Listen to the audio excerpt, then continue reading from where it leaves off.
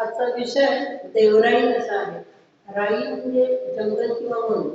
आता आपण अमराई म्हणतो. मग आता देवराई हा काय प्रकार आहे, तर देवाच्या नावाने आपण काही त्याच्यात व्यत्यय न करता किंवा कुठल्याही प्रकारचा आपण त्याच्यात म्हणजे आपण काही त्याच्यात लावायचं नाही, करायचं नाही, आपोआप जे वाढतं आणि संरक्षित राहतं त्याला देवराई असं म्हणतात. तर मग असा विचार करताना एक देवराई साधारणपणे 15 वर्षापूर्वी मला बघण्यात आली होती. एका मैत्रिणीने मला विचारलं होतं, देवराई मी चित्रपटावर बोलणारच का? कारण तो देवराई चित्रपट गाजलेला होता आणि तो त्याचा शिझोफ्रेनिक पेशंट म्हणजे दोन दुभंगलेलं व्यक्तिमत्व असतं किंवा दुहेरी व्यक्तिमत्व आपण ज्याला म्हणतो त्या त्या आधारावर होता. पण त्याला पर्यावरणाचं देवराई हे मिळालं होतं मानांकन. तो काय योगायोग असेल किंवा काय माहित नाही, पण त्या चित्रपटावर नाही बोलायचंय आपल्याला. तर देवराई एकूण देवराई म्हणजे काय, तिची वैशिष्ट्य काय, ती राखली कशी गेली, कशामुळे ती कमी झाली, एकूण भारतात किती आहेत, नंतर जगामध्ये काय त्याचं स्वरूप आहे. आपल्या महाराष्ट्रात मधल्या पुण्यामधल्या म्हणजे आपल्या आत्ता इथे असणाऱ्या सगळ्यांना तर वर्तक बाग माहिती आहे. तर ते वर्तक नाव का दिलंय, तर ते जे वादवर्तक आहे. आणि मागे मी त्या माधव गाडगे यांच्या हिमाचल आणि मी प्रेमयात्रा याच्यावर पण मी बोलली होती. तर ते माधव गाडगे आणि वादवर्तक या दोघांनी मिळून बायोडायव्हर्सिटी आणि एकूणच म्हणजे जैवविविधता आणि वनाची वनराई किंवा देवराई ही कशा प्रमाणामध्ये आहे, कशी आहे, याच्यावरती एक मोठा लेख लिहिला होता 1972 साली.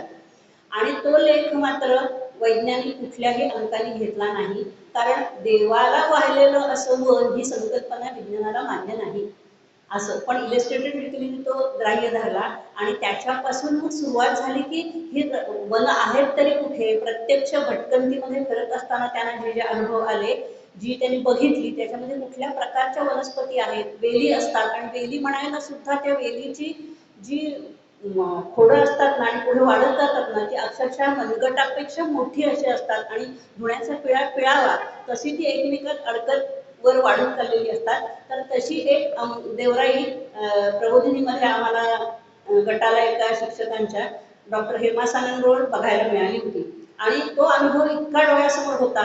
मग त्याचा थोडासा अभ्यास सुरू केला होता आणि मग तो अभ्यास होत होता आणि थोडं शेवटचंच प्रकरण राहिलं होतं. म्हणून मग मी सुरेखाताईंचा फोन आल्यावर म्हटलं की ठीक आहे, प्रयत्न करून बघायला हरकत नाही. खरं म्हणजे शिवधनुष्य आहे, कारण की खूप खोलामध्ये त्याचा विचार केलेला आहे. पण मग थोडासा आपण आपल्यापर्यंत पोहोचवायला हरकत नाही असं वाटलं. तर त्या तामिळीच्या जंगलाचा थोडक्यात एक 5 मिनिटात तुम्हाला घेतलेला अनुभव सांगते आणि मग आपण त्याचं वैशिष्ट्य काय किंवा ती कमी का झाली, ती राखली कशी गेली, त्याच्यामध्ये आत्ता परिस्थिती काय, भारतामध्ये एकूण म्हणजे गुगलवरती पण बघितलं आणि एकूण अभ्यासकांच्या मते भारतामध्ये आत्ता म्हणजे महाराष्ट्र, राजस्थान, आसाम सगळ्या संपूर्ण भारतामध्ये आत्ता 14,000 आहेत संरक्षित वन म्हणजे हे देवराया अशा आहेत असं त्याच्यामध्ये म्हटले. आणि थोडाफार त्याच्यामध्ये फरक होऊ शकतो, पण असे आहेत वन आणि त्याचा सगळा नोंदवलेला पण इतिहास आहे. तर तामिळीच्या जंगलामध्ये प्रत्येक देवराईला काय असतं, एक देवता असते. देवता असते, देव नसतो, म्हसोबा नसतो. तर ते म्हणजे ती स्वामित्व काय होतं, तर त्या देवीचं स्वामित्व होतं तिथे. म्हणजे सामाजिक दृष्टिकोनातून बघितलं तर अगदी म्हणजे चेन्नई आत्ताची तर मद्रासमध्ये तर मातृसत्ताक पद्धती होती दक्षिणेकडे. तर सगळीकडेच त्या वनांच्या मध्ये मातृसत्ताक पद्धती अधिष्ठित होती. असं त्या तांदळ असतं की नाही, म्हणजे आपल्या जोगेश्वरीच्या इथे सुद्धा तांदळ आहे, म्हणजे वरून आणि खालून असा निवळता आणि मध्ये फुगीर असा भाग, मग तो आकार लहान मोठा असतो. मग त्या उत्सवाच्या मध्ये त्याला ती वेगवेगळी वस्त्र नेसवली जातात, अलंकार घातले जातात. तर अरूपा म्हणजे त्याला अवयव नाही अशा स्वरूपाचा तो तांदळ असतो. मग का म्हणजे ती वसवली का गेली, तर पूर्वी घनदाट जंगलं असायची. म्हणजे आता इथे बसलेल्यांपैकी सगळ्यांना आठवते की विठ्ठलवाडीला जाणं हा आपल्या दृष्टीने अप्रूप होतो, की खूप वाटेमधनं पण झाडं घनदाट होती आणि तिथे जाऊन येणं हा सुद्धा एक अनुभव होता. पण मग त्या जंगलांमधनं प्रवास करत असताना व्यापारी असतील, सर्वसामान्य लोक असतील, तीर्थयात्रा करणारे असतील, त्या सगळ्यांना एक मानसिक आधार पाहिजे आणि मग जाताना आमचं सगळं व्यवस्थित आमचा टप्पा पार पडू दे म्हणून तिथे काही दगडाला शेंदूर फासून त्यांनी ती तांदळा स्थापन केली होती. आणि मग ती वनराई, त्या देवराईमध्ये काय नियम काय होते तर अलिखित नियम होते की कुणीही खाली पडलेली वाळकी काठी सुद्धा उचलायची नाही, झाडाची पानं सुद्धा उचलायची नाहीत, आणि कुठल्याही प्रकारे फांदी मोडायची नाही, कुठल्याही प्रकारे आपण लागवड करायची नाही. आणि अशा प्रकारे जे आपोआप निसर्गातनं वाढेल, कारण तो जो पडलेला पाचोळा असतो तो आपोआप पावसाने भिजून किंवा अन्य तो आपोआप त्याचं खत त्याला तयार होतं. आणि अशा प्रकारे जी वाढलेली असते देवराई ती अत्यंत संरक्षित असं म्हटलं जातं. मग त्याला वेगवेगळी नावं पण आहेत की देवराईला आपण देवराई असं म्हणतो, देवयन असं पण म्हणतात, देव रहाट असं कर्नाटकामध्ये म्हणतात. नंतर वेगवेगळ्या ठिकाणी अशी वेगवेगळी नावं आहेत. दक्षिणेमध्ये देवराईला नागबन असं पण म्हणतात, कारण नागांची वस्ती तिथे असणारच म्हणून. आता या संबंधी आतापर्यंत म्हणजे अगदी प्राचीन काळापासून कुठे तर कालिदासाच्या नाटकामध्ये, नंतर विक्रमोर्वशीमध्ये, शाकुंतलामध्ये, त्याच्याही आधी साहित्यामध्ये पण या देवरायांचे संबंध आलेले आहेत. ते आपण यथावकाश पुढे बघणारच आहोत. तर त्याच्याबद्दल खूप चर्चा झाल्या, त्याच्यानंतर परिषदा झाल्या. गेल्या शतकाच्या अखेरच्या दशकापासून अगदी आत्तापर्यंत सुद्धा चर्चा होत आहे. मग ती राखली कशी गेली, आणि सगळ्यात शेवटी अगदी मध्यवर्ती भागामध्ये मी रोज अनुभवते त्या देवराईचं पण 2 मिनिटांमध्ये मी वर्णन करणार आहे. मी त्या मॅडमनी मला सांगितलंय की करू नका, कारण माझ्या इथे जत्रा यायला लागेल. म्हटलं येणार नाहीत लोक जास्त करून, पण मला अनुभव आवडणार नाही म्हणून मी त्या देवराईचा उल्लेख तुमचा करणार आहे. तर ते पुढे बघू आपण. तर देवराईचा अभ्यास साधारणपणे म्हणजे इथे महाराष्ट्रामध्ये याच वादवर्तकांनी आपल्याला सगळ्यांना पुढे करणं ठाऊक असलेले, म्हणजे त्या बाबींवर ठाऊक असलेले, आत्ता त्यांचा उल्लेख करण्याचं कारण त्यांचं जन्मशताब्दी वर्ष पण आहे. निसर्गसेवक अंकामध्ये त्यांच्याबद्दल भरभरून त्यांच्या विद्यार्थ्यांनी त्यांच्या कामाबद्दल, त्यांच्या अभ्यासाबद्दल, त्यांच्या फिरस्तीबद्दल, त्यांनी वाचवलेल्या देवरायांबद्दल असं सगळं त्याच्यामध्ये भरभरून लिहिलेलं आहे, म्हणून त्यांचा उल्लेख आता केला. मग आता सरांनी ती भटकंती करत असताना त्यांच्या लक्षात असं आलं की काही ठराविक ठिकाणी काय दिसतं की हिरवे कंच असे पाचूचे आपोआपच कसे काय इथे दिसतात, बाजूचं सगळं असं माळरान किंवा बाजूचं सगळं उजाड, आणि मध्येच कसं काय हिरवे पाचूचे बेटांसारखं दिसतं. असं त्यांनी बघायला सुरुवात केल्यावर त्यांच्या असं लक्षात आलं की ही कोणीतरी राखलेली आहे, त्याच्याशिवाय ती अशी राहणार नाही. नाहीतर पायवाट सुद्धा, पायवाटाने त्या म्हणजे ती तुडवून पण गेली जायचं नाही असा शिरस्ता लोक पाळत होते, म्हणून ती अत्यंत चांगली राहिली. नाहीतर आतापर्यंत ह्या राहिल्या नसत्या.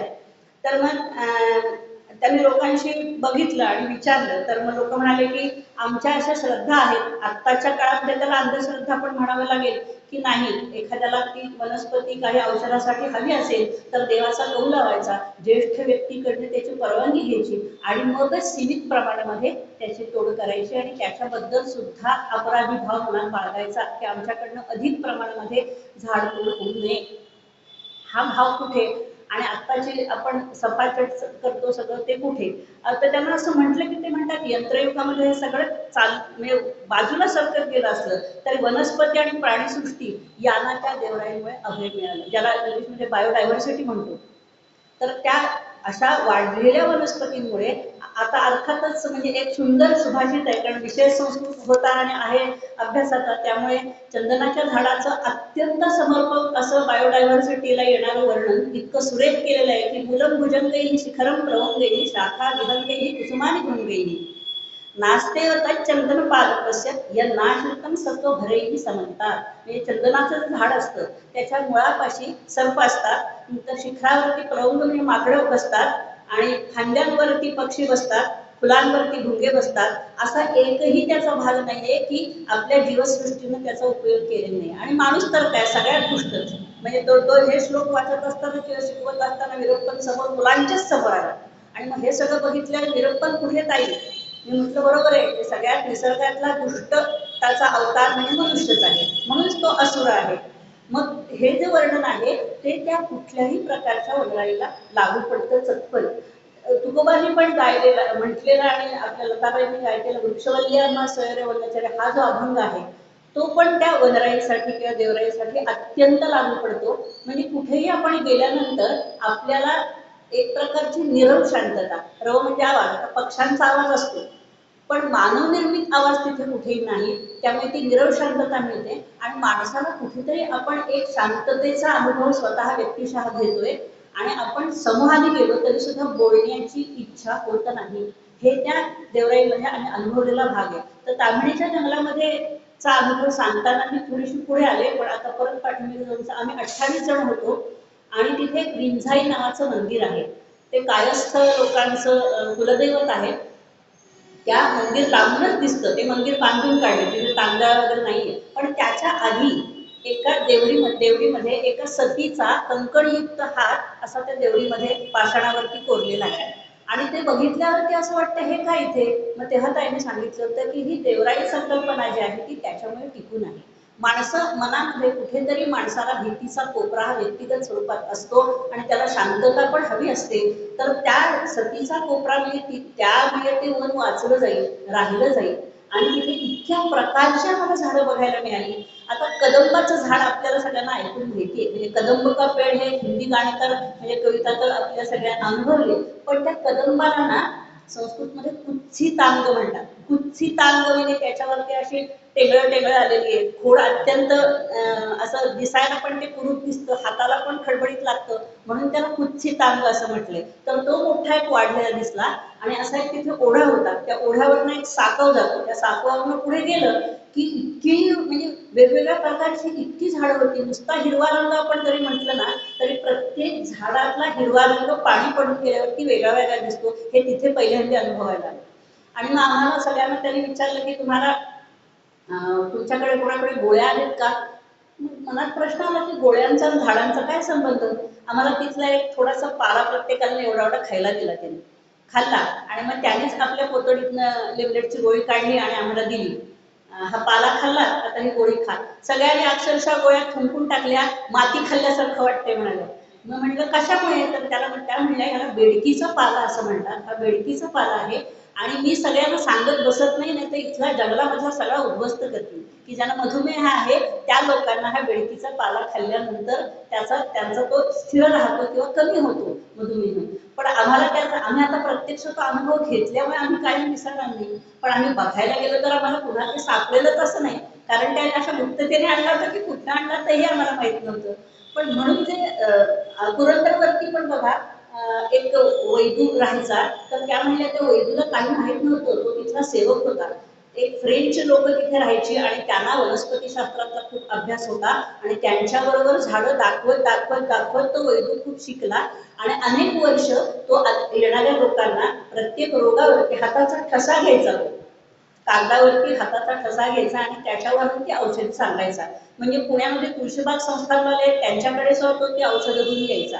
म्हणजे इतकी संपदा आपल्याकडे आहे. पण ती गुरुपरंपरेने किंवा लिखित स्वरूपात प्राचीन काळापासून फारशी आली नाही. व्यक्तिगत स्वरूपात असल्यामुळे त्याचं ते सीमित प्रमाण राहिलं आणि मग लोकांचा विश्वास पण त्याच्यावरती जास्त नाही बसला.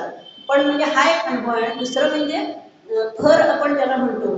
तर त्या फर गटामधलं एक त्यांनी फांदी तोडली, एक बारकीशी एवढीशी तोडली आणि हातावरती अशी प्रत्येकाच्या हातावरती लावल्या. तर आपण टॅटू काढतो किंवा गोंदतात कसं, तसं लाल रंगाचं असं नक्षी उठली.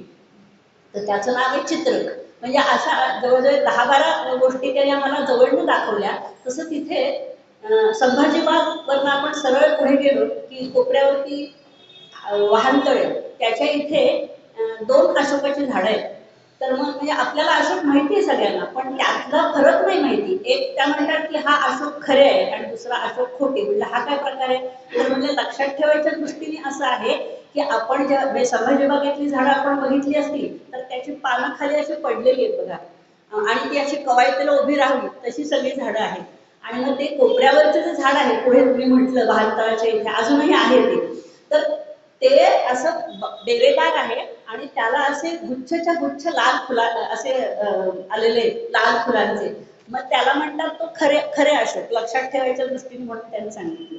आता जी जवळून बघितलीत ना ती झाडं नेमकी लक्षात राहतात. मग काही जणांना वाटतं वनस्पती मध्ये काय अभ्यास आहे की काय. म्हटलं नाही, हे स्वकृत नाहीये, हे स्वीकृत आहे. दुसऱ्याकडनं आपण गोळा केलेलं आणि माहिती केलेलं आहे. पण अशा ह्या 8-10 झाडांमध्ये एक तुत्याचं झाड नावाचं बघितलं. म्हणजे त्याने बोलीभाषेमधल्या झाडं सांगितली नावं, कारण प्रत्येक देवराईमध्ये वेगवेगळ्या प्रकारची झाडं असतात. एका देवराईमध्ये अनेक असतात किंवा एखाद्या देवराईमध्ये एकाच प्रकारचे अनेक झाडं असतात, म्हणजे खूप झाडं असतात असंही असतं.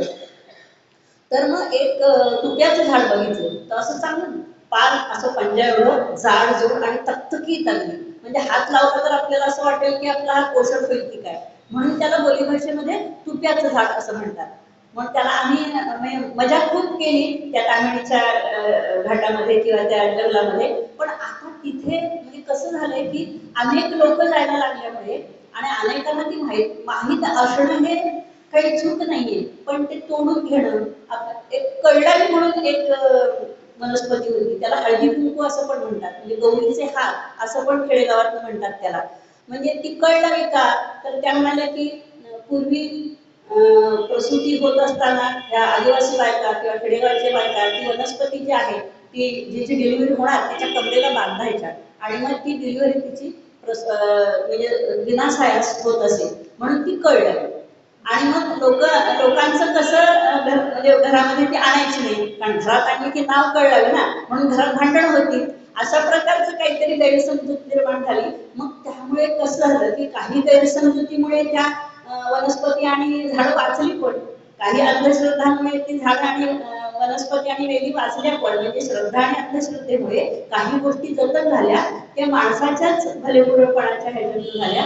तर अशा ह्या एक 8-10 प्रकारची झाडं अजूनही कुठे गेलं तर छानपैकी ओळखता येतात. याला कारण डॉक्टर हेमा साने ह्याच आहेत. आणि म्हणजे आता मला त्यातली वनस्पती शास्त्रातली बोटॅनिकल नावं माहित नाहीत, कारण तो अभ्यासाचा विषय नाही, पण हे जे रंजकता आहे ती अनुभवली तर मी विसरणारच नाही, म्हणून म्हटलं तो आपण इथे मांडायला काही हरकत नाही. तर आता त्याच्यानंतर भारतामधली देवराई या विषयाचा पहिला रिसर्च पेपर किंवा शोध निबंध याच आत्ता मी मगाशी सांगितलं त्या डॉक्टर वर्तकांनी आणि माधव गडवे यांनी, आणि पहिल्यांदी त्यांना नाही मिळाली, परवानगी मिळाली नाही, कारण ते काही हे नाहीये काय विज्ञानात असणार नाही. पण 2 सप्टेंबर 1971 ला मात्र इलस्ट्रेटेड वीकलीमध्ये हा प्रसिद्ध झाला आणि मग मात्र लोकांना पटायला लागलं की हा वैज्ञानिक अभ्यास आहे, याच्या नोंदी आहेत, हे स्वतः अनुभव घेतलेला आहे आणि मग मांडलेला आहे. आता सेक्रेड ग्रुप असं त्याला म्हणतात. आता ही वैज्ञानिक संकल्पना त्यांनी प्रकाशात आणली आणि मग तिथून पुढे आज जो विकास आपण म्हणतो ना, ती जैवविविधता वाचवण्या ह्या देवरायांचा अत्यंत पहिला क्रमांक आहे आणि ते खरोखर आपल्या पूर्वजांचे म्हणजे आधीच्या पिढ्यांचे आपल्यावरती असणारे उपकारच आहेत.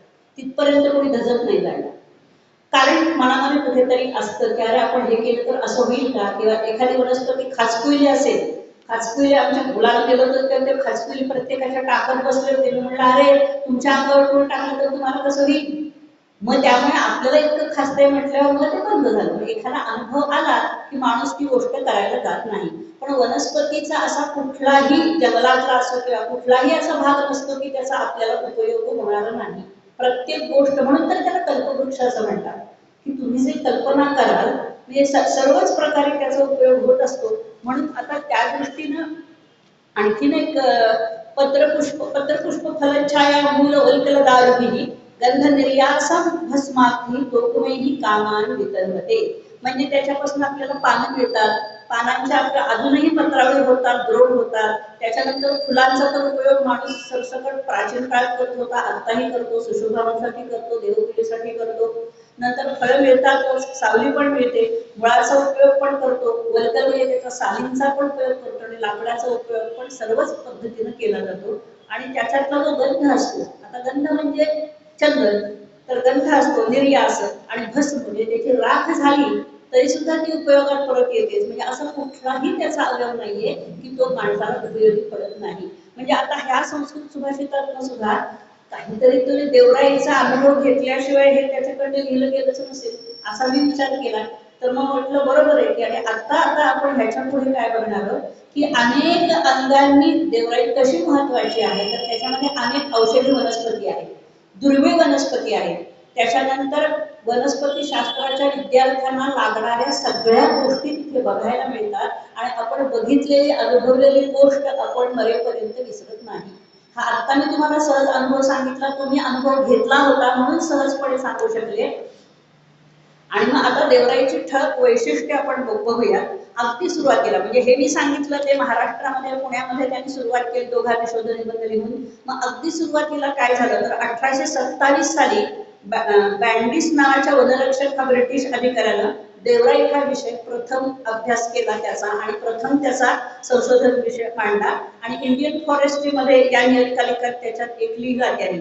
आणि तत्काल आत्ताचं चेन्नई तत्काल मद्रास जे आहे तिथल्या देवरायांचा उल्लेख त्याच्यामध्ये त्यांनी केला. म्हणजे हा इतक्या मागे जातो आपण, त्याच्याही मागे आपण जाणार आहोत ते नंतर बघूयात. भारतातील देवराई विषयावरचा पहिला शोध निबंध हा मात्र ह्या दोघांच्याच नावाने जातो, गाडगे आणि वर्तक सरांच्या.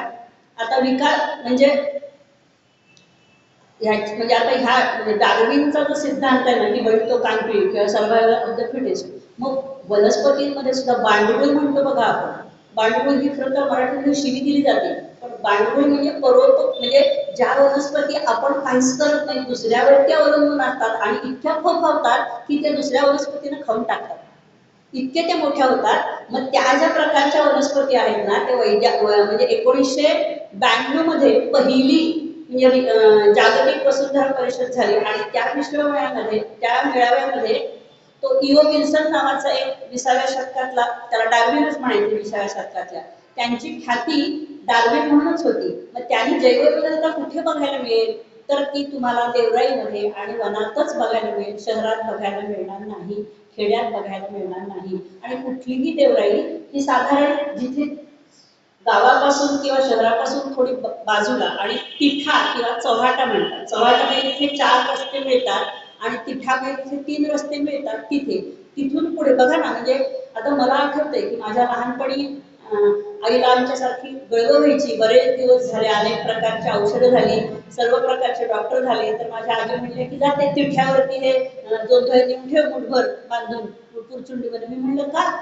नाही नाही ते शास्त्र आहे असं त्यांनी मला सांगितलं. हे पण आत्ता आठवलं मला, कारण तो आपल्या हातनं ती कृती झाली होती. तर मग तिठ्यावरती अजूनही बघा आपण बघतो काही ठिकाणी घरामध्ये काही असेल तर भात म्हणजे पत्रावळीवरती घातलेला भात, त्याच्यावर कुंकू, काय वास्तुशांता असेल आणखीन काय असेल तर ते ठेवलं जातं. आणि इथून अगदी प्रबोधिनीच्या इथे बाहेर जो तांदळा पण आहे बघा एक प्रकारे, तर तो पूर्वीच्या काळी देवाला रक्ताचा अभिषेक करत असत तांदळाला सुद्धा. मग ते नंतर मग पशुबळी, मग पशुबळी तो बाजूला झाल्यानंतर मग त्याचा म्हणून नारळ वाढवतात, फोडणी असं म्हणत नाही बघा, म्हणून नारळ वाढवतात. मग हे सगळं पालटत गेलं.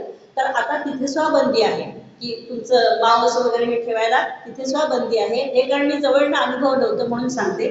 तर मग आधुनिक संकल्पनेनुसार देवराई म्हणजे काय तर अभयारण्य, आणि त्याला दुसरं आहे शरणवन.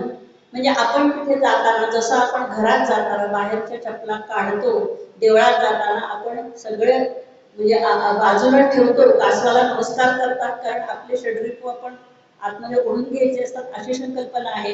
घंटा वाजवतो याचं कारण आपण मी कोण आहे असं विचारतो आणि एक क्षणभर का विना 2 हात आणि डोकं देवापुढे टेकून की त्याच्याशी संवाद साधण्याचा प्रयत्न करतो.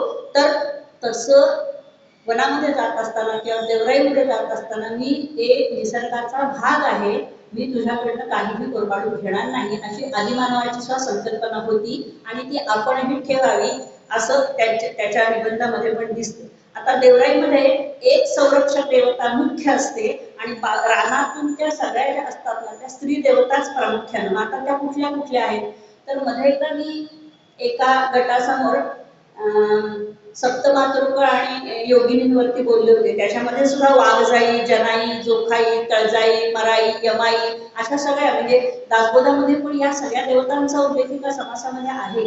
तर मग या काय तर त्यांना दिलेली नावं आहेत आणि त्या नावांप्रमाणे आपण त्यांच्या पुढे नतमस्तक व्हायचं. आम्ही निसर्गापेक्षा लहान आहोत, आम्ही निसर्गाचाच एक घटक आहोत, हे फक्त तिथे सांगायचं असतं. पुरुष देवता मात्र कमी असते, एक म्हसोबा असतो, महादेव असतो आणि गावोगावी प्रत्येक ठिकाणी ते सुद्धा समर्थाने स्थापन केल्यामुळे मारुतीची स्थापना आपल्याला दिसते, गावोगावी दिसते. ती त्या काळापासून दिसते, त्याच्या आधी जंगल सुरू झालं की ह्याच देवता दिसतात आपल्याला. मग स्त्री देवतांच्या प्राबल्यावरनं असं दिसतं की तेव्हा मातृसत्ताक पद्धत निश्चित प्रमाणामध्ये घरोघरी किंवा प्रांताप्रांतामध्ये आणि राज्यामध्ये होती. आता बहुसंख्य राईमधल्या देवता यांना रूप नव्हतं, त्या ओबडधोबड होत्या, त्या दगडाच्या स्वरूपात होत्या, काही ठिकाणी फक्त तिला मूर्तीच्या रूपात बसवलेलं होतं. आता तामिळीची जी आहे तिला मात्र छान, तिची मूर्ती सुंदर आहे आणि ती श्रीमंत आहे खूप. दोन दोन भरदरी साड्या सुद्धा तिच्या अंगावर काही वेळेला उत्सवात नेसवलेले असतात. तो तांदळा नाहीये, तिथे मूर्तीच आहे प्रत्यक्ष. आता अतिप्राचीन काळी आता मी सांगितलं तसं पशु देण्याची बळी देण्याची पद्धत होती आणि त्याच्यावरून वशाट हा शब्द पडला, कारण ते ओशट होतं सगळं खाल्ल्यानंतर, म्हणून वशाट हा शब्द अपभ्रंश म्हणून तो पडलेला आहे. मग नैवेद्य बहुतेक ठिकाणी आता बंद आहे, पण देवतेवरती रक्ताभिषेक आणि त्याच्यानंतर आता मी सांगितलं की नारळ वाढवणं हा जो प्रकार सुरू झाला. आता बळीचं प्रतीक, विशेषतः नरबळीची प्रथा ही सांकेतिक स्वरूपात तुम्ही बघितलं असेल कुठे मला माहित नाही, पण मी 4 वर्षापूर्वी बिबवेवाडीकडून येताना बगाड नावाचं जे म्हणतो आपण, म्हणजे हे बघायला भीषण असतं, पण म्हणजे बगाड म्हणजे काय तर एका उंच खांबावरती धोत्राने किंवा असं भरभक्कम कापडाने एका माणसाला बांधतात आणि तो गरा गरा गरा गरा फिरवतात, त्याला बगाड असं म्हणतात. म्हणजे तो पशु देण्याचा प्रकार असंच समजलं जातं. म्हणजे अनेक ठिकाणी ही प्रथा आहे, पण त्याला आता कोणी कोणी अडसर केला तरी ती त्यांच्याकडची प्रथा आहे, म्हणून ती एका पुरुषाला उंच खांबात लटकून तो फिरवतात. आणि तरी सुद्धा काही ठिकाणी अजूनही बकरा, कोकरू, कोंबडं हा देवाच्या बळी दिला जातो, कारण त्याच्याशिवाय देवराई आम्हाला प्रसन्न होणार नाही, आमचं जंगल नीट राहणार नाही, अशी त्यांची श्रद्धा असली तरी ते त्यांना खाण्यासाठी हवं असतं हे आपल्याला समजतं. देवराया सामान्यतः मी म्हटलं तशा वाडी वस्तीपासून दूर असतात आणि त्या सगळ्या त्याच्यामध्ये तो हा हेतू असतो की आमचं सगळं जाताना मार्ग आमचा निर्विघ्न पार पडू दे, म्हणून त्याच्यामध्ये त्या जंगलामधून आपण काही उचलायचं नाही. आता ह्याचा सांस्कृतिक संदर्भ कुठे जातो तर अगदी शूद्रकाचं मुख्यकटिक नावाचं नाटक आहे. त्या नाटकाच्या चारुदत्त नावाचा जो नायक आहे ना, तो आपल्या मित्राला, त्याच्या मित्राचं नाव असतं मैत्रेय, त्याला सांगतो की हा नैवेद्य घे आणि तिठ्यावर, चवाट्यावर किंवा पार आतमध्ये देवराईमध्ये नेऊन ठेव. म्हणजे त्या काळात पण ती देवराई अस्तित्वात होती, हा लक्षात येतात. अशा ठिकाणी जंगलदेव असतात अशी लोकांची श्रद्धा आजही आहे. आता आज पण बघा तुम्ही खंडाळ्यातून जाताना शिंगरोबाचं देवस्थान आहे, आपण पुन्हा मुंबई हायवेवरती गेलो की पैसे टाकतात ना लोक तिथे त्या देवाला, आणि मग तीच खंबाटकी घाटाची पण तो प्रवास सुरक्षित होण्यासाठी त्या देवाला साकडं घातलं जातं. आतमध्ये तिथे पूर्वी देवराई होती, पण रस्ता केल्यामुळे ती देवराई नष्ट झाली. आता संरक्षित वनाचा अतिप्राचीन, आणखीन अतिप्राचीन पुरावा कालिदासाच्या आणखीन एका नाटकात पण मिळतो. तो म्हणजे विक्रमोर्वशीय नाटक जे आहे त्याच्यामध्ये उर्वशी स्वर्गीय अप्सरा आणि पुरुरवा हा मानवी राजाशी ती विवाहबद्ध होते आणि काही अटींवरती त्याला अटी घालते काही की यातली एकही अट मोडलीस की म्हणजे तिच्या हातामध्ये एक कोकरू असतं तर ते कोकरू माझ्याकडून कधीही हिरावून घ्यायचं नाही, अशी तिची पहिली अट असते. आणि त्यातली एक काहीतरी अट राजा मोडतो आणि मग ती संतापाने ती बाहेर पडते आणि एका वनात शिरते. ते कार्तिक स्वामीचं, कुमारस्वामी कार्तिक स्वामीचं वन असतं आणि तो तर स्त्रियांना बघतसुद्धा नसतो कधी, आणि मग तिचं रूपांतर एका वेलीमध्ये होतं आणि ती वेल अजूनही मोठ्या प्रमाणामध्ये तिथे आहे अशी लोकांची. कालिदासाने ती मात्र कोणती वेल आहे हे त्याचा उल्लेख त्याच्यात नाहीये, पण शाकुंतल नाट्यामध्ये जेव्हा शकुंतला कण्व ऋषींच्या आश्रमात असते आणि तिचा जो मुलगा असतो भरत, त्याच्या हातामध्ये एक ताईत बांधतात, तर तो ताईत कशाचा आहे त्याला एक सांगितलेलं असतं की हा ताईत तुझ्या हातामधून खाली पडला आणि तू स्वतः, तुझे आई किंवा वडील या तिघांच्या व्यतिरिक्त कोणी घेतलं तर ती अपराजिता नावाच्या वनस्पतीचा जो ताईत बांधलाय त्याचं रूपांतर सर्पामध्ये होईल आणि ती त्याला दंश करून त्या व्यक्तीचा नाश होईल. आणि त्या अपराजिता वनस्पतीचा शोध घेतला तर ती गोकर्ण, आपण जो गोकर्णीचा वेल म्हणतो तो पण बघा असा वेल असतो, तो पिळपिळ असतो, त्याला असं स्प्रिंग सारखा असतो, तर तो एक उलगडा त्याच्यामधून झाला. आणि आता आपण घरात लावतो, कुंडीत लावतो किंवा ते थोड्याफार प्रमाणातच असतात, पण वनामध्ये वाढतात तिथे खूप मोठ्या प्रमाणात फुफावतात आणि मगाशी मी म्हटलं तसं 2 मनगट एकत्र येतील इतकं त्याचा पीळ होऊन ते वाढलेलं असतं. आता वृक्षांना देवांची उघड्यावरची मंदिर असं पण समजण्यासाठी भारतीय परंपरा आणि ख्रिस्तपूर्व काळापासून चालत आली आहे. त्याप्रमाणे देवरायातल्या देवता सुद्धा उघड्यावर नांदतात, त्यांना छप्पर मान्य नाही. देवडी असणं वेगळं आणि आसरा असणं वेगळं. आता देवरायांचा अगदी आणखीन प्राचीन पुरावा जो आहे ना, तो धर्मानंद कोसंबी म्हणून अत्यंत अभ्यासू, म्हणजे आर्किओलॉजी मधला किंवा याच्यामधला अत्यंत अभ्यासू असा माणूस आहे. त्यांनी त्यांच्या लिखाणातून हा पुरावा देवरायांचा प्राचीनत्वाचा काय पुरातत्वीय पुरावा काय दिलाय, तर फांगण्याची देवराई म्हणून पुणे जिल्ह्यामध्ये मावळच्या इथे फांगणे नावाची एक राई आहे. तिथे अशी दगडाची अगदी बारीक बारीक म्हणजे पेरा एवढी अशी बारीक बारीक सापडली हत्यार, म्हणजे त्यांनी दाढी सुद्धा करत असत पूर्वी लोक त्या दगडाच्या केलेल्या हत्याराने. आणि मग त्या हत्याराने छोट्या छोट्या हत्याराने काही लागलं तर त्या झाडाची मुळं किंवा हे कापत असत. आणि धरणाच्या पाण्यामध्ये राईला जलसमाधी मिळाली. ते देऊळ होतं तिथे, म्हणजे तो जो काय तांदळा होता त्याला सरकारने ते बांधून काढलं आणि गावकऱ्यांचं पुनर्वसन झालं. पण ती राईला मात्र धरणाजवळ म्हणजे त्या धरणामध्ये जलसमाधी मिळाली. मग ती सूक्ष्म शस्त्र ती दगडाची होती, म्हणजे तो नवाश मिळू म्हणजे किती मागे गेलो बघा. म्हणजे तेव्हापासून देवराई आहे असं धर्मानंद कोसंबीनी आपल्या अभ्यासपूर्वक लेखामध्ये म्हटलं. आता देवरायातील महाकाय वाचली कशी ती, तर महाकाय म्हणजे आपण कल्पनाच करू शकणार नाही. एम्प्रेस गार्डन मध्ये तुम्ही गेला असाल तर तिथे सुद्धा असे महाकाय वृक्ष आहेत, किंवा संभाजीनगरमध्ये गोल फेरी मारत असताना इकडे झोपाळ्याने हे केलंय ना, तिथे सुद्धा मोठे महाकाय म्हणणं खरं चुकीचं आहे, पण आपण बघितलेलं नसतं म्हणून ते आपल्याला आवडावे वाटतात. पण त्या महाकाय वनस्पतींमुळे सुद्धा देवराया कधी कधी अनेक वेळा वाचलेल्या आहेत. तर म्हणजे देवराई वाचवा या मोहिमेला काय म्हणजे ही महाकाय लता कशी कारणीभूत ठरली, त्याची एक अत्यंत रंजक अशी गोष्ट म्हणजे कथा अशी नाही काय कल्पित कथा नाही, वास्तवच आहे. तर म्हणजे ती गारबी नावाची एक वेल असते, खूप मोठी असते आणि त्याच्या तलवार कशी असते म्हणजे 2 हात आपण पसरावेत ना तेवढी मोठी त्याची फांदी असते. आणि एवढी फांदी म्हणण्यापेक्षा ती वेल त्याची शेंग एवढी मोठी असते आणि त्याच्यामधली रुंद म्हणजे ह्या 2 पंजा एकत्र केल्या एवढी मोठी रुंद असते. आणि आतमधलं बीज असतं ते एवढं गोलाकाराचं असतं आणि किंचित पिवळसर चॉकलेटी रंगाचं आणि चकचकीत असतं. तर मग त्याचं जे मूळ असतं की नाही, त्या मुळाची जी साल आहे त्या सालीचा उपयोग गावकरी काय करायचे, तर गायीला सर्पदंश झाला तर ते त्या गायीला घालत असत. आणि म्हणून सरकारने एक वन खात्याच्या नियमानुसार जंगलचा काही भाग तोडण्याचा हुकूम दिला होता. आणि मग या भागात गारबीची खूप मोठी लता म्हणजे ती प्रचंड प्रमाणात वाढली होती. मग ती पण जाणार, मग गावकरी सगळे हवालदिल झाले आणि ते वर्तक सरांच्याकडे आले, वादवर्तकांच्याकडे आले की आमचं गारबी गेली तर आमची गाय मुलं आम्हाला माहिती आहे की त्याच्यामुळे ते वाचतात, तुम्ही बघायला या, त्याच्याशिवाय ते त्यांना तोडण्याची परवानगी देऊ नका. आणि मग त्या अगदी म्हणजे असं टांगत्या तलवारी दिसायत ना तसं ते झाडावरचं दृश्य दिसतं, म्हणजे पाहिलंय प्रत्यक्ष ते, त्यामुळे ते डोळ्यासमोर येते. आता वनखाद्य तो भाग कापणार होती ना, तर त्याला त्या महालक्ष्मी एकच त्या पंचक्रोशीमध्ये एकुलती एक आणि खूपच मोठी होती, पण त्याच्यामध्ये ती जाणारच होती. मग गावकऱ्यांनी जंगलतोड होणार असल्याची वार्ता कळल्यावर वर्तक सरांकडे गेले. वर्तक सरांनी त्या देवराईला भेट दिली, ते बघितलं, ते म्हणले मला दाखवा की एखादं असं उदाहरण दाखवा की कुठली गाय किंवा कुठलं तुमचं हे ह्या औषध दिल्यामुळे वाचलंय. मग लोकांनी ते केलं आणि मग त्यांनी त्यावेळी डॉक्टर मेंदळे म्हणून वनाधिकारी होते, त्यांना सांगितलं की हे असं असं आहे, या गावचे अनेक गुरं इथल्या वनस्पतीच्या मुळे वाचलेले आहेत, तर त्यामुळे तुम्ही तोडू नका. म्हणून ते महाकाय वनस्पतीने ती वाचली.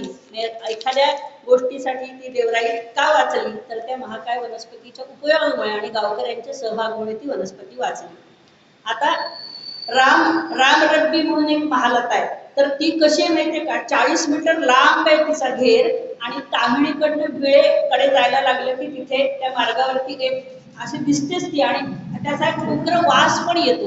म्हणजे जसं आपल्याला काय सेंटचे काही वास, उग्र वास आपल्याला सहन होत नाही, तसे काही वेलींचे वास सुद्धा आपल्याला उग्र असतात, माहिती नसतात, म्हणजे आपण कधी घेतलेलेच नसतात, त्यामुळे ते उग्र वाटतात, पण तो उग्र दर्प येतो.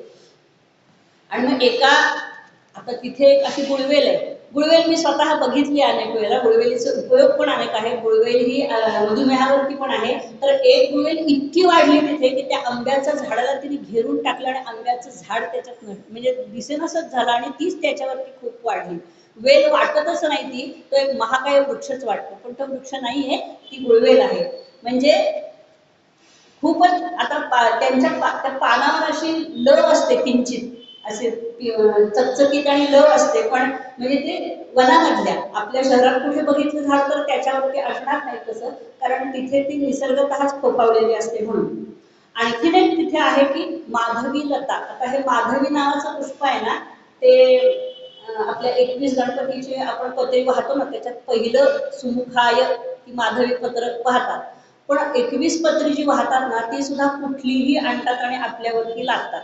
म्हणजे आपल्याला माहितीच नसतं हे कुठलं आहे, काय आहे. तर म्हणजे हे झाड आणि किती प्रमाणात तोडावी हा दुसरा भाग आहे. पण हे माधवी लता सुद्धा खूप प्रचंड प्रमाणामध्ये मोठी वाढलेली आहे. आणि याचा उल्लेख मात्र कालिदासाच्या नाटकामध्ये शकुंतलेची मैत्रिणी जी आहे ती तिला म्हणते की माधवी लतेच्या मंडपामध्ये आपण जाऊन बसूया. म्हणजे साहित्यामध्ये देखील जे आहे, तर अशा दृष्टीने वाचलं साहित्य की नाही, मग त्यावेळेला सुद्धा हा भाग होता, ही वन होती. आणखी एम्प्रेस गार्डन जे आहे ना, तिथे पिळूक नावाचे पिळूक नाव आहे. अर्थात त्याच्यात मी मुद्दाम बॉटनीतली नावं सांगणं टाळले, कारण माझा तो विषय नसल्यामुळे, म्हणून मी ती बोलीभाषेतली नावं घेतली. पिळूक नावाचं एक एम्प्रेस गार्डन मध्ये महालता मोठी आहे, ती बघितली मी मॅडम बरोबरच जाऊन बघितली होती. आणि मग ती आता त्याचं काय होतं तर म्हणजे कसं असतं ते वाढलं ना वृक्ष की आपण रवी घुसळतो ना, म्हणजे ताक घुसळताना रवीचा जो मुळखा असतो की ते छोटे छोटे असतात, ती सगळ्या झाडावरून जणू काही सगळ्या घुसळत आहेत अशा पद्धतीनं ते दिसतं. म्हणजे तसं ते चित्र दिसतं त्याचं. आणि म्हणजे कसं आहे की माणूस निसर्गामधला एक भाग आहे आणि त्यातली दरी कमी करण्याचं काम या देवराया नक्की करतात. एकदा जरी आपण बघून आलो ना, तरी आपण त्याचं ऋण इतकं मानतो की आपण निदान आपल्या पुरतं तरी आपण त्याचं निसर्गाचे आभार मानतोच. आता माणूस आणि निसर्ग याच्यामधला म्हणजे तो स्वतःला जर सत्ताधीश म्हटला तर ते काही होत नाही. आपलंच नुकसान त्याच्यामध्ये होतं. आणि आणखीन एक आहे की प्रत्येक राई जी असते ना, त्या राईमध्ये पाण्याचा ओहोळ किंवा स्रोत निश्चित असतो. म्हणजे आता ज्यांना पाणी कुठे आहे, जमिनीमध्ये पाणी कुठे आहे हे कळतं, ते पहिल्या राईतच जातात, देवराईतच जातात की इथे नक्की पाण्याचा स्रोत असणार. म्हणजे हमखास पाण्याचा स्रोत.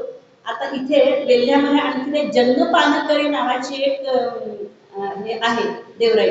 त्या प्रवेशद्वारापाशीच ना तिथे असा एक इतका प्रचंड वृक्ष मोठा आहे की असं वाटतं आपण वर बघितलं ना तर ज्याने टोपी घातली असेल त्यांची टोपी नक्की खाली पडेल, इतका तो प्रचंड मोठा वृक्ष आहे. आणि त्याची सावली इतकी मोठी आहे की आपण 50 जण जरी तिथे बसलो खाली तरी सुद्धा आपल्याला ती सावली मिळेल. म्हणजे हा अनुभव घेतल्यामुळे मला सहजपणे सांगता येतो. तर आणि त्याच्या समोर म्हणजे गुरली वड असं म्हणतात त्याला, आणि त्याच्या समोर पिंपळाच्या जातीचा एक पिंपळाच्या जातीतला म्हणजे पिंपळ आणि वड, पिंपळ, औदुंबर ही तर आपण आपल्याकडे 3 मानतोच ना. तर म्हणजे माझ्या घराच्या शेजारी वर्तकाश्रम आहे आणि त्यांच्या पाठीमागच्या बाजूला एकत्रितपणे वड, पिंपळ आणि औदुंबर आले आणि ते इतके एकात एक वेढले गेले की कळतच नाही हे नेमकं कुठलं झाड आहे. पानं बघावी तर सर्व प्रकारचे, आज जाऊन बघावं तर हे नेमकं कुठलं झाड आहे, तर प्रत्येकानं ते जाड वेटोळ घातलेले. आणि एकदा मुद्दाम धाडस करून गेलो आतमध्ये तर आपला गुडघा खाली जाईल इतकं तिथे गचपड साचलं होतं पानांचं. आणि पटकन एका बाजूने साप आला की आहो म्हटलं तर इथे थांबण्यात. पण म्हणजे अशा ह्याच्यामुळे सुद्धा देवराया वाचलेल्या आहेत नक्की, की आता तो आपल्याला आपला हे मी अगदी जवळचं उदाहरण सांगितलं की दिसतंय तर बघायला जाऊयात. म्हणजे हा अभ्यास सुरू केला होता ना तेव्हाच मी म्हटलं की अगदी शेजारीच आहे तर जाऊन बघून यावं. म्हणून त्याने विचारलं, ते म्हणजे स्वतःच्या जबाबदारीवर सांगितलं. असं का सांगतात काय माहिती, स्वतःच्या जबाबदारीवर चांगले येते काय, वाहने येत आहेत आपल्या डोक्यात काय असणार, वाहने येत आहेत का काय येत आहेत, आतमध्ये जायचं चांगले. आता इथपासून तिथपर्यंत असा गोळ येतो आणि आत गेलं की पार म्हणजे ते सगळी झाडच आहेत. आणि पलीकडच्या बाजूला आमचं इथे मंदिर आहे. मी म्हटलं अहो सारखे इथला कचरा पडत असतो ते कापा की. नाही आमची देवराई समजा, असं त्याने मला सांगितलं होतं. देवराई समजा तुम्हीच बघा, जाऊन बघा म्हणले. आणि क्षणभर तो नाग दिसल्यानंतर, साप दिसल्यानंतर भीती वाटली आणि परत माघारी आले की कशाला बोलतात ते. मी म्हटलं आपलं असं झालं असेल तर इतरांचंही तसंच होणार आणि त्यामुळेच देवराई वाचलेली आहे. शेवटी माणसाला सरसलामत तो पगडी पचास ना. माणूस स्वतःला प्राणी भीतोच की नाही. म्हणजे अंधश्रद्धेने असेल, स्वतःच्या प्राणाच्या पोटी असेल, तर अशा पद्धतीने ते देवराई वाचलेली नक्की आहे. आता खंडाळ्याच्या खंडाळ्याला गेला असाल तर त्या कुजा पॉइंट खाली मिलोरी नावाची दरी आहे आणि तिथे आपण मिरी म्हणतो, मिरी पाहिली आपल्या सगळ्यांनी, तर तिथे राजगिरीचे गालीचे म्हणजे त्यांना वर चढायला वाव मिळाले म्हणून त्यांनी खाली पसरलं सगळं, मग ते खाली तिथे ते वाढलेले आहेत आणि त्याचा पण तिथे खूप म्हणजे वास आणि हे वाढले इतकं प्रचंड प्रमाणामध्ये. तसंच भीमाशंकरला गेलो तर भीमाशंकरला 12 ज्योतिर्लिंगांपैकी एक आहे, आपल्याला सगळ्यांना माहितीच आहे. तर ते धर्मस्थळ नक्की आहे आणि तिथे देवराई पण आहे आणि तिथे शेकरू नावाचा जो प्राणी आहे, आपल्या सगळ्यांना माहिती असणारे गदिमांचे भाऊ व्यंकटेश माडगूळकर, त्यांनी शेकरू नावाचं पुस्तक लिहिलंय आणि त्याच्यामध्ये जी चित्र रेखाटलेत ना त्यांनी, ती फोटो नाहीये, तिथे बसून तिथल्या त्या मचाणावर बसून ते शिकार पण उत्तम करायचे, पण तिथल्या मचाणावर बसून त्यांनी स्वतः त्या पुस्तकातली चित्र रेखाटलेली आहेत आणि त्या पुस्तकाला त्यांना आपलं महाराष्ट्र शासनाचा पुरस्कार पण मिळालेला आहे. तर तिथे जे झाड आहे ना, तर ते झाड म्हणजे शेकूर तिथे आहे, भाविकांचा गोंगाट नसला तर तिथे एक असा आवाज बंदुकीतनं झाड माराव्यात ना गोळ्या, तसा आवाज येतो ठो ठो ठो, आणि तो कोणाचा असतो, तर तो शेकरूचा आवाज येतो. त्या शेकरूचे झुपकेदार असते अगदी शेपटी, ते आम्ही पण बघितले, प्रत्यक्ष बघितले. आपण कसं फोटोमध्ये बघतो तर प्रत्यक्ष बघितलेली गोष्ट आपल्या स्मृतीतनं जात नाही, तर ती तिथे बघितली. आणि अंजन म्हणजे अंजन कांचन करवंदीच्या गाण्यामध्ये कोणी माहिती आहे तुम्हाला, तो अंजन वृक्ष जो आहे तो भीमाशंकरचा वृक्ष आहे आणि त्याच्यावरती जांभळसर असे लाल रंगाची फुलं येतात खूप, आणि ते शेकरूंना अतिशय आवडतात, ती पटापट खातात. म्हणजे खारीच्याच प्रजातीतला आहे पण थोडासा गुळगुळीत आणि मोठा आहे, मोठ्या प्रमाणामध्ये शेकरू आहेत तिथे, पण त्यांना वनसंरक्षण आहे आणि ती राईच असल्यामुळे शेकरूंना पण अवैधान आहे. आणखीन आता अंजनाबरोबर आणखीन एक जायफळाचा भावबंद आहे, पण तो वन्य आहे, म्हणजे तो आपण आपल्या वापरात वापरत नाही, तर ते पण तिथले वन्य प्राणीच खातात. मुळशीच्या इथे नांदिवली नावाचं एक गाव आहे, तिथे नांदिवलीची पण राई खूप प्रसिद्ध आहे. तिथे साधारण 2008 मध्ये एक बोगदा तयार झाला, केलेला नव्हता. कसा काय बोगदा तयार झाला होता, तर तिथे बांबू विकसित नव्हते केले, आपोआप बांबू वाढली होती. आणि बांबूचं असं वैशिष्ट्य आहे की बांबू दर 40 वर्षांनी फुलतो आणि एकदा फुलला मोठ्या प्रमाणामध्ये की बांबू मरून जातो, संपूर्ण बांबू मरून जातो, म्हणजे तो पडतो, काढतात नाही नंतर तो. तसं बघा, मध्ये मोरांबद्दल आलं होतं की मोरांची पिसं विकणाऱ्यांना कैद केलं होतं, पण खरं तर काहीच कारण नाही, मोर मारले जात नाही, मोर पिसं झाडतात आणि ती पिसं गोळा करून जर विकली तर कोणाचं काय जातं, मोर मारले जात नाहीत त्याच्यासाठी. तर तसं ह्या झाडामध्ये, बांबूच्या झाडामध्ये तो बोगदा 40 वर्षांनी फुलला आणि म्हणून तो नष्ट झाला सगळा बोगदा, ते पडून जातं. जसं केळी आली की ती उन्मळून पडते, तसं 40 वर्षांनी बांबू फुलला की तो नंतर मरतो, म्हणजे तो उन्मळून पडतो. पण मग तिथेच आता जर का काही अलबेल असेल, आता एवढ्यात काही आमच्या मॅडमही गेल्या नाही आणि मी पण नांदेडला काही गेले नाही, तर मग तो तिथे आता बाकी सगळी त्याला वातावरण असेल तर तो पुन्हा आणखी 40 वर्षांनी फुलेल, तोपर्यंत परत तो बोगदा तयार होईल. मग आणखीन एक तिथे त्या राईमध्ये चिरफळ नावाचं एक झाड, आपण हे फळ ना काही जण म्हणजे मला वाटतं गुजरातीमध्ये किंवा महाराष्ट्रात पण काही ठिकाणी ना नरक चतुर्दशीच्या दिवशी ते पायाखाली फोडतात. आणखीन एक असं कळलं मला की मांसाहारामध्ये फोडणीमध्ये चिरफळ घातलं की मांस अतिशय रुचकर आणि ती फोडणी त्याला खूप चांगली बसते, म्हणून पण ते जास्त लोकांना सांगायचं नाही म्हणले की सगळी चिरफळ नाहीशी होतील आणि राई पण जाईल निघून, अशा पद्धतीने जर का काही गुच्छ ठेवलं तर ते राई चांगल्या पद्धतीने राहतात. आता देवराई आपण मगाशी बघितलं की तो जो आहे ना आता नांदिवलीचा आहे, तो मतदारसंघ आपल्या यांचा होता, मोहनधारी यांचा होता, आणि मग त्यामुळे त्या वर्तक सरांचा मगाशी मी म्हटलं 72 साली ते त्यांनी शोधनिबंध प्रकाशित केला, त्याचं पुस्तक या 2008 साली सेक्रेट ग्रूव्ज अँड एन्थ्रोपोटनी म्हणून तिथं प्रकाशित केलं गेलं होतं आणि त्यांच्या हस्ते 8 नाही 2004 ला झालं. मग आता काय नेमकं काय होतं, देवराई असल्यामुळे काय होतं आणि देवराई नसल्यामुळे काय होतं हे थोडक्यात बघूया. देवराईच्या मध्ये विविध घटकांचं बॅलन्स राहतो, संतुलन राहतं. आणखीन पर्यावरणीय तसंच सांस्कृतिक दृष्टिकोनातून पण आपण बघितलं की साहित्यामध्ये आहे, समाजामध्ये आहे, नंतर वैयक्तिक आयुष्यामध्ये आहे, त्याचे खूप प्रमाणामध्ये फायदे आहेत. जंगलाचा भाग आहे आणि जैवविविधतेचं प्रतीक आहे. स्थानिक लोकांनी देवाच्या नावाने राखून ठेवलेलं, आपण कुठल्याही प्रकारचा त्याच्यामध्ये अडथळा आणायचा नाही आणि व्यत्यय आणायचा नाही असा त्यांनी अलिखित नियमच केला होता, म्हणून ती जंगल राहिली. त्याच्यामध्ये काय आहे तर त्यातली पानं, फुलं, दगड, माती काहीही उचलायचं नाही, कारण ते पवित्र आहे. मग राहीलच ना, व्यवस्थित राहीलच. ती पण घनदाट असतात आणि तिथलं तोडणं हे पण अत्यंत म्हणजे माणसालाच ते अस्वस्थता निर्माण करणार असतं, म्हणून ते तोडलं जात नाही.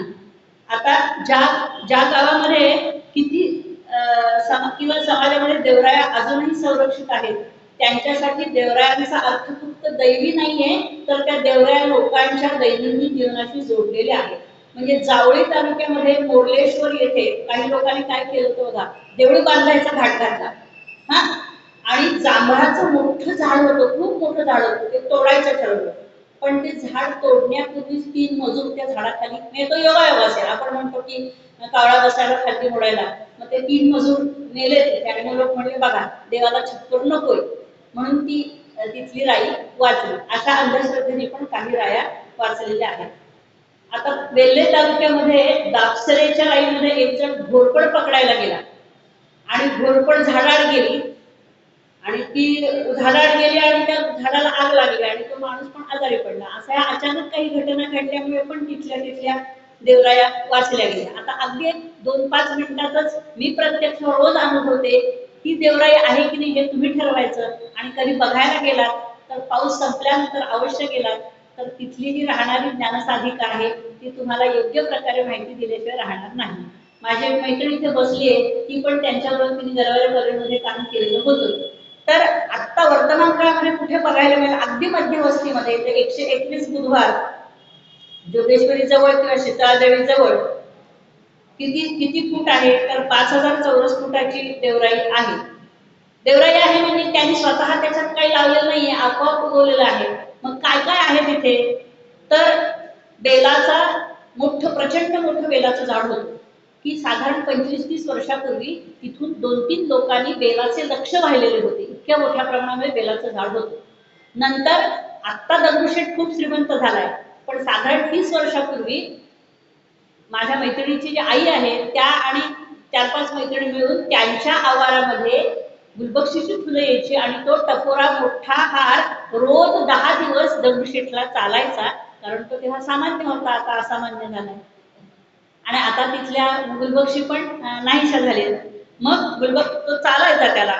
आणखीन आज शिरतात काय दिसतं तर मनी प्लेंटचा भव्य गालीचा आहे. आपण मनी प्लेंट कुंडीतलं किती एवढं पान बघितलं असेल, तर तिथलं मनी प्लांट बघाल तर 2 हाताचे उंजळ मोठं, इतकं मोठं मनी प्लांट आहे आणि त्याचा गालीचाच आहे.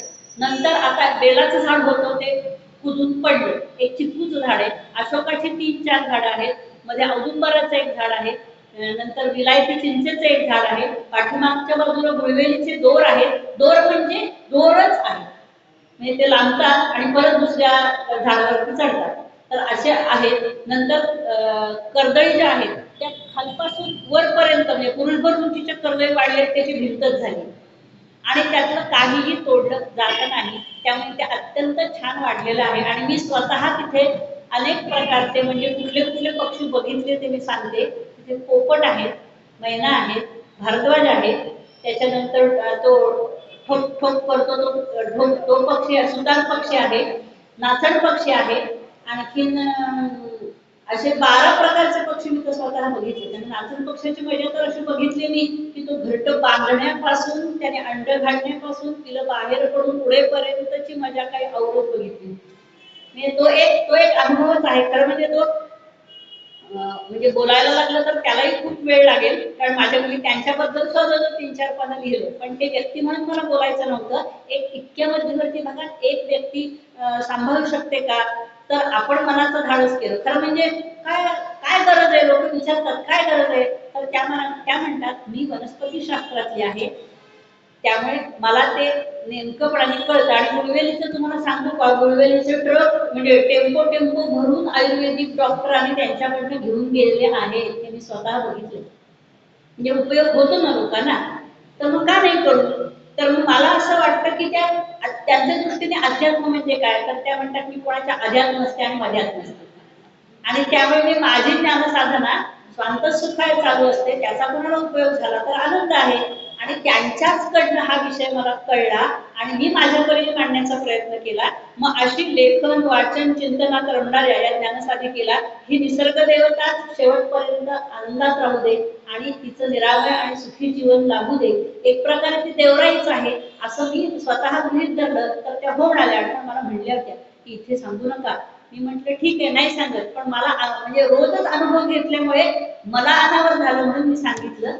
आणि अजूनही म्हणजे खरं म्हणजे अशा डॉक्टर घाटे म्हणून आहेत, त्या पण त्यांच्याच सहाध्यायी आहेत. तर त्या असे तुम्हाला वनराई कुठली बघायची असेल तर घेऊन जाऊ शकतात.